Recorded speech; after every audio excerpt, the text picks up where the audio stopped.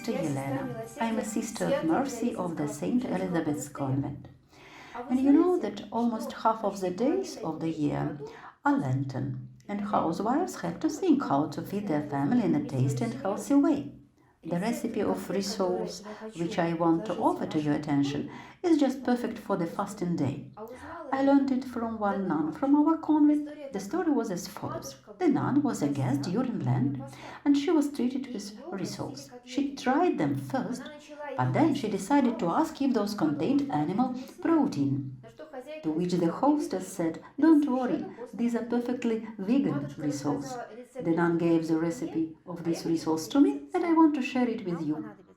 We need buckwheat groats, walnuts, 2 medium-sized potatoes, 2 medium onions, salt, ground black pepper, wheat flour, and sunflower oil. First we make the base for the rissoles. It is buckwheat, a vegan product, very healthy. It has a lot of iron. I wash the buckwheat groats. Here is a glass of buckwheat.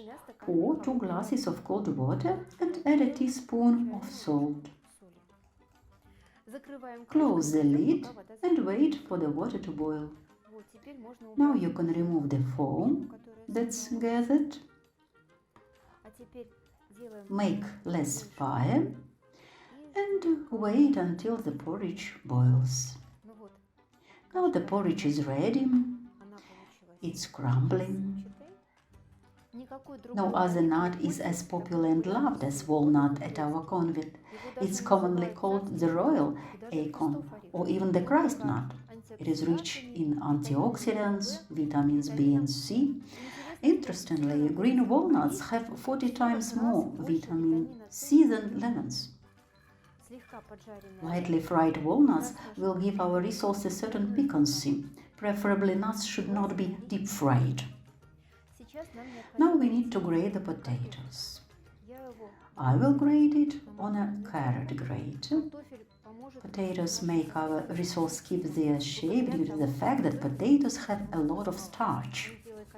It makes the rissoles more caloric and more nourishing. And now I add the onions.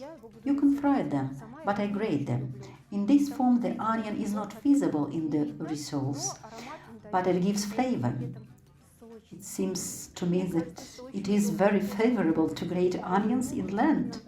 You can cry about your sins.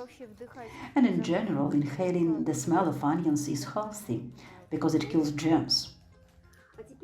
Now let's mix all the ingredients. I add buckwheat porridge. We had a lot of juice. Now I am mixing it in. The porridge becomes juicy, closer to the cutlet mince.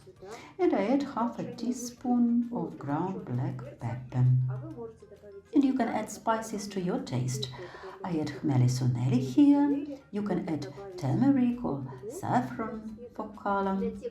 For those of you who like it spicy, you can add chili pepper.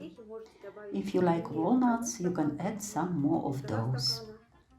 Nuts will not spoil the rissoles.